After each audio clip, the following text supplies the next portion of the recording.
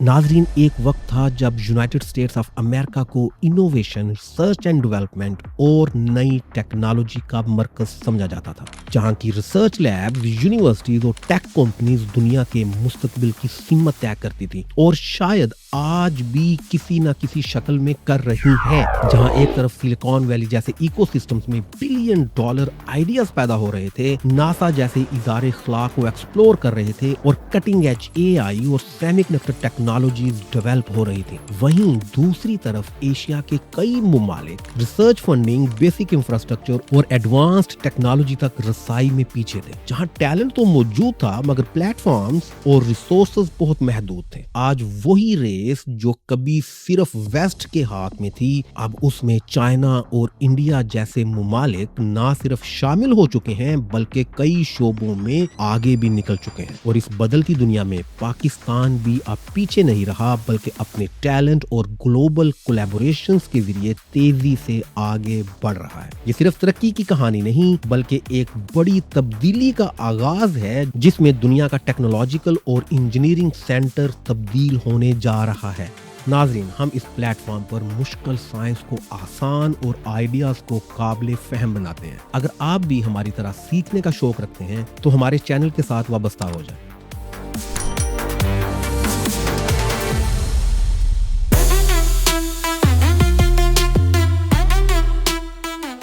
आइए इंडिया की बात करते हैं, जहां इनोवेशन का फोकस सिर्फ मौजूदा मसाइल को हल करना नहीं बल्कि फ्यूचर ट्रांसपोर्ट सिस्टम्स को रीडिफाइन करना बनता जा रहा है। इसी विजन की एक वाज़ेह मिसाल हाइपरलूप टेक्नोलॉजी है, एक ऐसा high speed ground based transport system जिसमें पॉड्स एक नियर वैक्यूम ट्यूब के अंदर तकरीबन 1200 किलोमीटर पर आवर की रफ्तार से सफर करेंगे, जहां प्रेशर को इंतहाई कम सतह तक रिड्यूस किया जाता है ताकि एरोडायनामिक ड्रैग तकरीबन खत्म हो जाए। और फ्रिक्शन को एलिमिनेट करने के लिए मैग्नेटिक लेविटेशन सिस्टम्स इस्तेमाल किए जाते हैं, जहां इलेक्ट्रोमैग्नेटिक फील्ड्स के जरिए पॉड को ट्रैक से ऊपर उठाकर कॉन्टैक्टलेस मोशन हासिल की जाती है। प्रोपल्शन के जरिए इस सिस्टम में उमूमन लीनियर इंडक्शन मोटर्स या लीनियर सिंक्रोनस मोटर्स इस्तेमाल की जाती हैं, जो पॉड को फॉरवर्ड थ्रस्ट फराहम करती हैं। साथ ही साथ ट्यूब के अंदर प्रेशर स्टेबिलिटी को मेंटेन करने के लिए हाई कैपेसिटी वैक्यूम पंप्स और एयर टाइट सीलिंग सिस्टम्स इस्तेमाल किए जाते हैं, जहां मामूली सी लीकेज भी पूरे सिस्टम की एफिशिएंसी को कॉम्प्रोमाइज कर सकती है। मजीद ये कि सेफ्टी के लिए real time control systems, electromagnetic braking और इमरजेंसी डीप्रेशराइजेशन प्रोटोकॉल्स भी डिजाइन किए जाते हैं। इंडिया के लिए ये टेक्नोलॉजी सिर्फ एक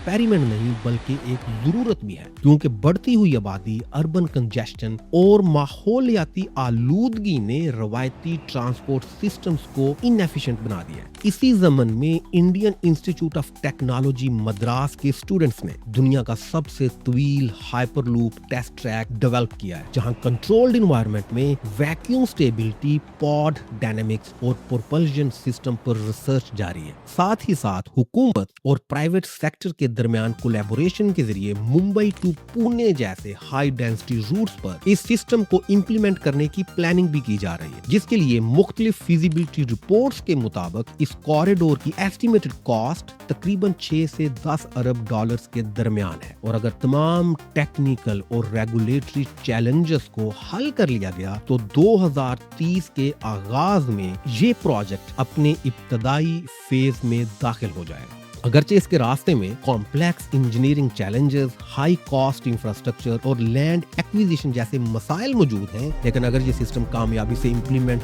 हो गया तो ये ना सिर्फ इंडिया की ट्रांसपोर्ट लैंडस्केप को तब्दील कर देगा बल्कि उसे नेक्स्ट जनरेशन मोबिलिटी टेक्नोलॉजी में ग्लोबल लीडर की हैसियत भी दिलवा सकता है। हाइपरलूप जैसे मॉडर्न ट्रांसपोर्ट सिस्टम्स का आइडिया सबसे पहले 2013 में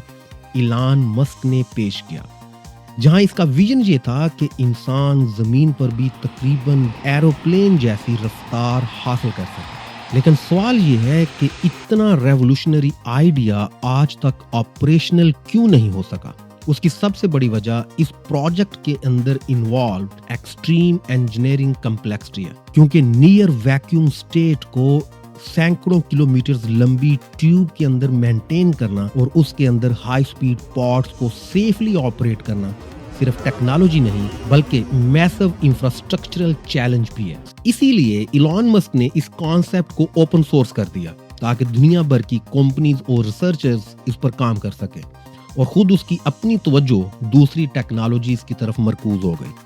اسی طرح انڈیا نے اپنے لونر مشنز چندریان کے ذریعے چاند کے ساؤتھ پول پر سافٹ لینڈنگ کر کے دنیا کو حیران کر دیا، کیونکہ یہ وہی علاقہ ہے جہاں واٹر آئس کی موجودگی کے امکانات سب سے زیادہ ہیں. چندریان مشنز کا بنیادی مقصد صرف لینڈنگ نہیں بلکہ mineral detection, surface composition analysis اور مستقبل کے ہیومن مشنز کے لیے ڈیٹا کلیکشن ہے. اور اگر ہم بجٹ کی بات کریں تو چندریان 3 تقریباً $75 ملین کے ساتھ نسبتاً کم قیمت میں مکمل کیا گیا، جس سے یہ دنیا کا سب سے بہتر کاسٹ ایفیشینٹ لونر مشن بن گیا. آگے بڑھتے ہوئے انڈیا چندریان 4 اور فیوچر لونر مشنز کے ذریعے سیمپل ریٹرن مشنز اور لانگ ٹرم ایکسپلوریشن اسٹریٹجی پر کام کر رہا ہے، جس سے یہ ظاہر ہوتا ہے کہ انڈیا کا اسپیس پروگرام صرف ایکسپیریمنٹس تک محدود نہیں بلکہ ایک لانگ ٹرم لونر پریزنس کو انشور کرنے کی اسٹریٹجی ہے.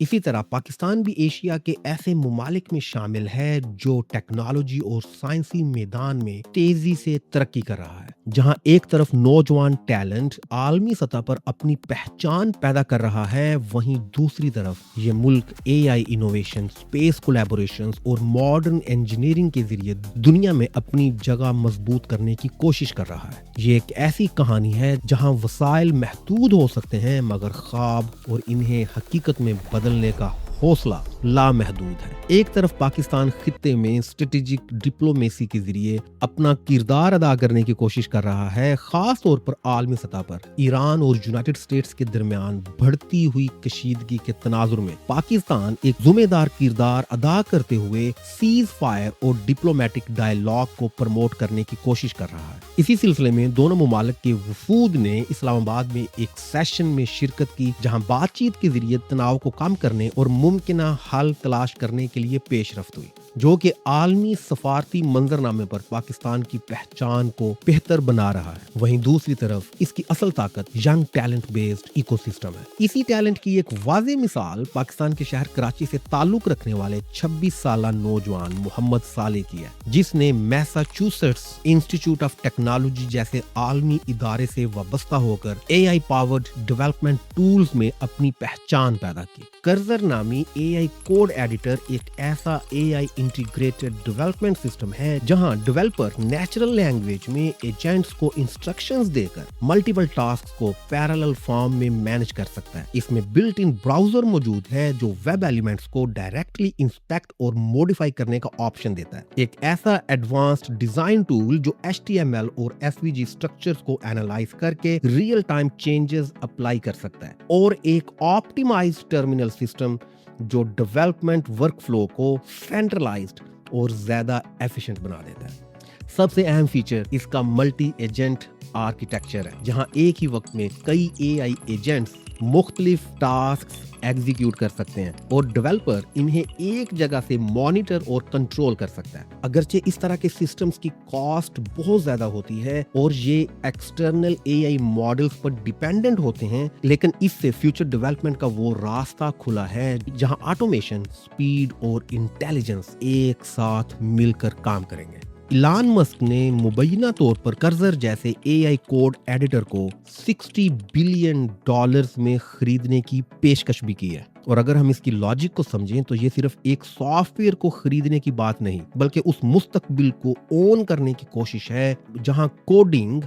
مینول نہیں رہے گی بلکہ AI ڈریون ہو جائے گی، جہاں ایک ڈیولپر ایک وقت میں ملٹیپل ایجنٹس کے ساتھ کام کرے گا، ریئل ٹائم چینجز کو آبزرو کرے گا اور پورا ڈیولپمنٹ لائف سائیکل کوڈ سے لے کر ڈپلائمنٹ تک ایک ہی انٹیلیجنٹ سسٹم کے ذریعے کنٹرول ہوگا. اس لیے ایسے ٹولز جو آٹومیشن، AI اور ڈیولپر پروڈکٹیوٹی کو ایک جگہ پر لے آتے ہیں، آج کی دنیا میں صرف پروڈکٹس نہیں بلکہ نیکسٹ جنریشن انفراسٹرکچر کی حیثیت رکھتے ہیں. اسی طرح پاکستان اسپیس کولیبوریشنز میں بھی بہت اچھا کام کر رہا ہے. جہاں چائنا کے ساتھ مشترکہ منصوبوں کے تحت پاکستان اب صرف آبزرور نہیں بلکہ ایکٹیولی لونر مشنز کا حصہ بننے جا رہا ہے۔ حالیہ پیش رفت کے مطابق پاکستان کے 2 نوجوانوں کا انتخاب ایک ایسے پروگرام کے لیے کیا گیا ہے جہاں وہ پے لوڈ اسپیشلسٹ کے طور پر فیوچر اسپیس مشنز میں پاکستان کی نمائندگی کریں گے۔ یہ وہ کردار ہوتا ہے جہاں ایسٹروناٹ صرف سفر نہیں کرتا بلکہ سائنسی تجربات، ڈیٹا کلیکشن اور مشن اسپیسیفک آپریشنز کو ہینڈل کرتا ہے۔ یہ مشنز آنے والے چند سالوں میں خاص طور پر 2030 کے بعد کے لونر ایکسپلوریشن پلانز کا حصہ بن سکتے ہیں،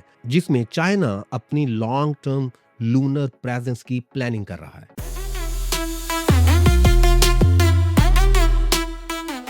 اب اگر ہم چائنا کی بات کریں تو یہ صرف ایک رائزنگ اکانومی نہیں بلکہ ایک engineering driven innovation ecosystem میں تبدیل ہو چکا ہے۔ چائنا کا اسپیس پروگرام اس کی سب سے بڑی مثال ہے۔ چانگ ای لونر مشنز کے تحت چائنا نہ صرف کامیابی سے متعدد لونر مشنز بھیج چکا ہے بلکہ چانگ ای 6 چاند کی فار سائڈ سے سیمپلز لانے والا دنیا کا پہلا مشن بھی بن چکا ہے۔ اس مشن میں robotic drilling, autonomous landing systems اور اسینٹ وہیکل ٹیکنالوجی استعمال کی گئی، جہاں لونر سرفس سے سیمپلز کلیکٹ کر کے انہیں آربٹ میں موجود ماڈیول کے ساتھ ڈاک کیا گیا اور پھر ہائی پریسیجن ری انٹری کیپسول کے ذریعے زمین پر واپس لایا گیا۔ اور اب 2026 کے بعد کے مشنز میں چائنا کی پلاننگ صرف ایکسپلوریشن تک محدود نہیں بلکہ ایک مکمل لونر بیسڈ انفراسٹرکچر ڈیولپ کرنے کی طرف جا رہی ہے، جس میں ان سیٹو ریسورس یوٹیلائزیشن یعنی چاند کی سرفس سے ہی ریسورسز جیسے کہ واٹر آئس اور ریگولیت کو استعمال کر کے فیول اور کنسٹرکشن مٹیریلز کا حصول ممکن ہے، اور آٹونومس روبوٹک کنسٹرکشن سسٹمز اور long duration life support engineering جیسے ایڈوانسڈ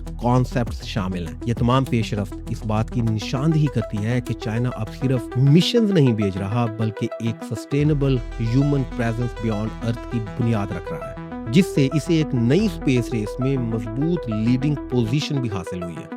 زمین پر اس کی انجینئرنگ کیپیبلٹی کا اندازہ 3 گارجس ڈیم جیسے ہائیڈرو الیکٹرک پروجیکٹ سے لگایا جا سکتا ہے، جو دنیا کا سب سے بڑا ہائیڈرو الیکٹرک پاور اسٹیشن ہے۔ یہ صرف ایک ڈیم نہیں بلکہ ایک کمپلیکس انٹیگریٹڈ انرجی سسٹم ہے جہاں تقریباً 22,500 میگا واٹ سے زائد بجلی پیدا کرنے کے لیے 32 بڑے ٹربائن جنریٹر یونٹس استعمال کیے جا رہے ہیں۔ اس پورے سسٹم کو مینج کرنے کے لیے SCADA supervisory control and data acquisition systems استعمال ہوتے ہیں جو ریئل ٹائم میں ٹربائن ایفیشنسی، واٹر فلو اور گرڈ ڈیمانڈ کو مانیٹر اور کنٹرول کرتے ہیں۔ ساتھ ہی ساتھ ڈیم میں integrated seismic monitoring network نصب ہیں جو زمین کی ہلکی سے ہلکی موومنٹ کو ڈیٹیکٹ کر کے اسٹرکچرل سیفٹی کو انشور کرتے ہیں، اور اے آئی بیسڈ پریڈکٹیو الگوریدمز کے ذریعے فلڈ کنٹرول، واٹر ڈسچارج اور پاور ڈسٹریبیوشن کو ڈائنامکلی آپٹیمائز کیا جاتا ہے، یہاں تک کہ سیڈیمنٹ مینجمنٹ اور اسٹرکچرل اسٹریس انالیسس کے ذریعے کمپیوٹیشنل فلوئڈ ڈائنامکس اور فائنائٹ ایلیمنٹ ماڈلنگ جیسے ایڈوانسڈ انجینئرنگ ٹولز بھی استعمال کیے جا رہے ہیں۔ اسی کے ساتھ ساتھ چائنا نے R&D اور میسو انویسٹمنٹس کر کے خود کو ریئل ٹائم ڈیٹا پروسیسنگ اور